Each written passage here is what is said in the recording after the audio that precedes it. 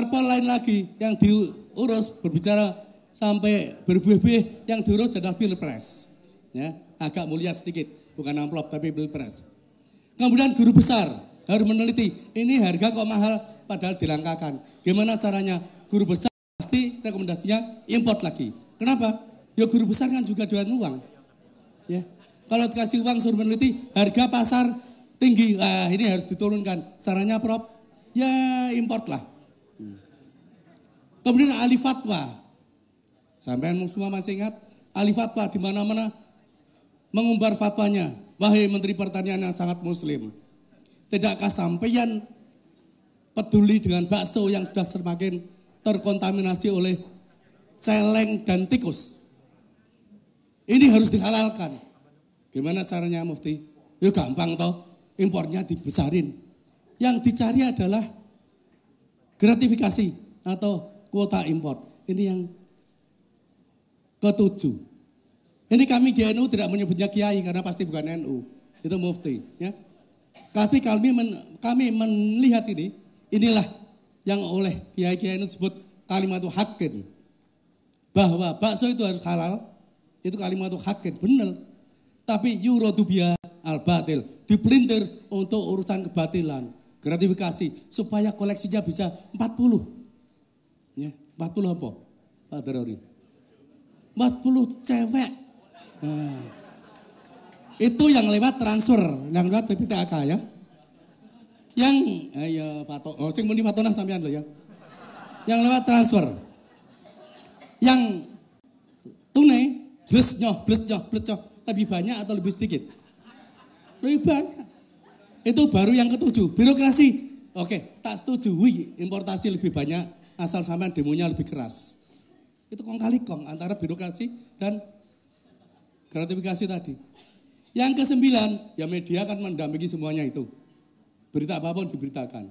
Ya, 9 jalur legalitas impor. Jadi import yang ada legalitasnya dibuat supaya legal. Meskipun sebetulnya tidak legal. Itu kalau ada demo tandingan sampai anak dikit demo.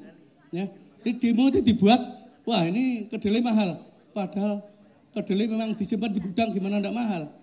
Ya. Ini legalisasi ini saya tulis di mana-mana. Ya. Di KR saya tulis, di Kompas saya tulis, di Gatra saya tulis.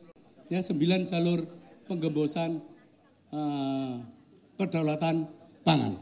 Ya, saya kira itu penting sekali saya share dan terima kasih. Assalamualaikum warahmatullahi wabarakatuh. Saya akan singkat saja. Yang pertama tadi saya harus menjawab pertanyaan Pak Sudadi ya. Pak Sudadi, saya adik kelas jenengan Pak, angkatan 81. Biasanya itu kakak banget akan bangga sekali kalau adiknya lebih pandai. Jadi itu aja Pak jawabannya. Lalu terkait dengan yang kedua, terkait dengan kedaulatan pangan, Pak Jokowi ini mikirnya sederhana. Ketika kita ingin bagaimana supaya masalah sapi ini terpecahkan, beliau usulkan apa? Ya bikin deep seaport, dalam arti membuat tol laut, selesai sudah. Dalam arti sapi yang dari NTT sana dengan segera bisa ditransfer ke Jakarta. Sederhana kan ya. Lalu yang kedua, bagaimana sederhananya juga, misalnya terkait dengan produktivitas pangan. Padi kita hanya perlu supaya swasembada pangan di tahun 2019 hanya perlu meningkatkan 5 ton per hektar menjadi 5,6 ton per hektar. Ini ringan bagi konco-konco petani di sana kan ya. Karanganyar saja. Produktivitasnya kemarin yang saya sebutkan yang dipanen oleh wakil bupati itu berapa Bapak? 13,7 ton per hektar. Jadi kalau itu dikembalikan ke petani selesai itu. Lalu terkait dengan program benih, beliau juga mencanangkan program desa mandiri benih. Nah, petani-petani kita mandiri juga. Dalam arti apa yang beliau pikirkan sebenarnya klop dengan konsep-konsep kedaulatan pangan. Lalu bagaimana masalah kedelai? Kedelai juga sederhana. Kalau pemerintah berani, tidak seperti yang sekarang nggak berani sama sekali.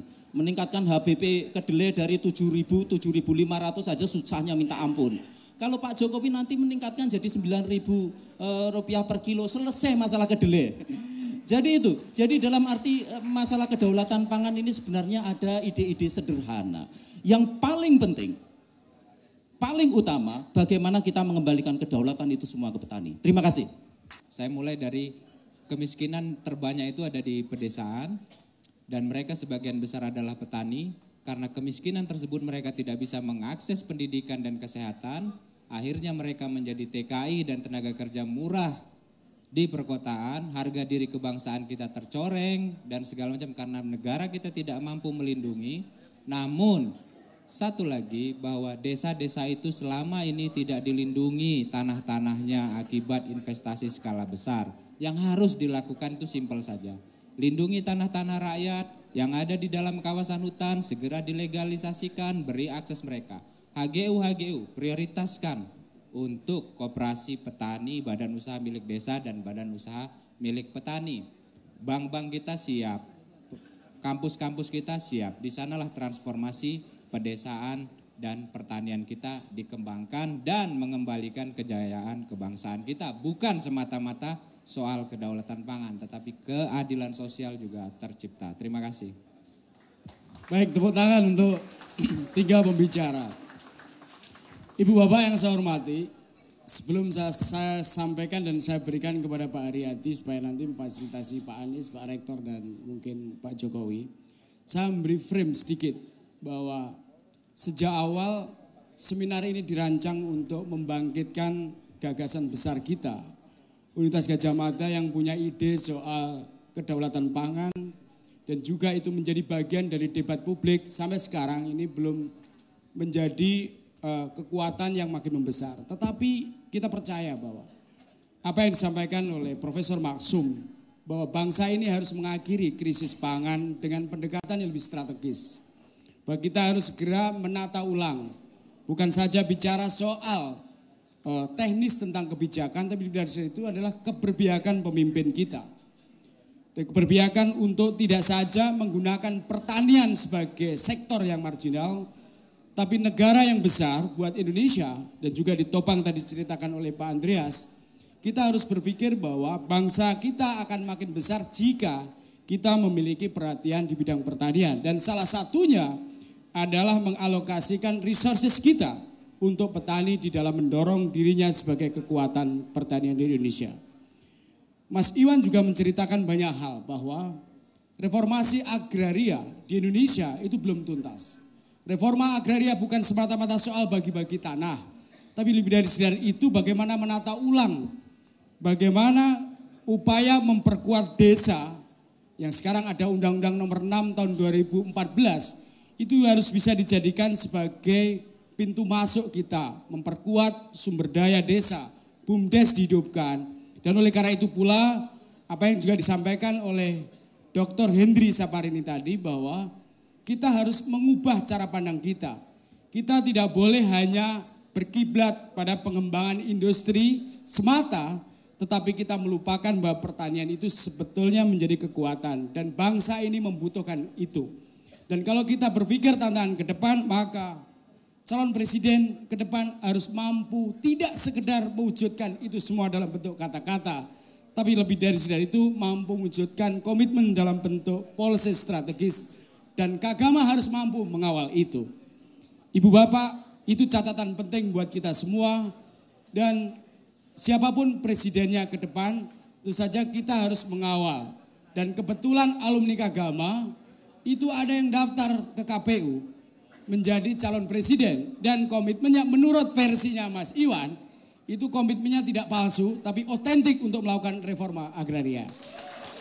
Oleh karena itu saya berharap bahwa ini menjadi bagian dari rute untuk tanggung jawab sebagai intelektual, tidak sekedar berhenti di atas angin semata tapi juga harus mengawal itu secara praktis. Semoga pertemuan dan seminar hari ini akan bisa menjadi bagian dari komitmen itu. Terima kasih, saya sampaikan kepada MC nanti Mas Anies dan Pak Haryadi untuk menyampaikan. Selamat sore, mohon maaf kalau ada kekurangan. Assalamualaikum warahmatullahi wabarakatuh. Hadirin yang berbahagia, aplaus yang luar biasa untuk Mas Moderator dan para narasumber Prof. Maksum dan juga Prof. Andreas Santosa dan juga Mas Iwan Nurdin juga Ibu Hendri Saparini.